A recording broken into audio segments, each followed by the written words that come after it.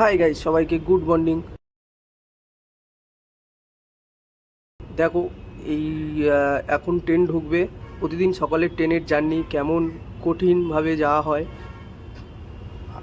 এই ট্রেন ঢুকছে, তো এবারে চলো ট্রেনের মধ্যে বসে গেছি। দেখো, এখন 8টার সময় মর্নিংয়ে কেমন হালকা ভিড় মোটামুটি। তার কিছুক্ষণ পরের অবস্থাটা দেখো, দেখতেই পারবে। তার ঠিক 15 মিনিট পর অবস্থাটা দেখুন। মানে অত্যন্ত ভিড়, ভীষণ ভিড় যাকে বলা হয়। পুরো একদম হাত পাত পুরো একদম গুঁড়ো হয়ে যাওয়ার মতো ব্যাপার। এই দেখতে পাচ্ছ ভিড়টা কেমন,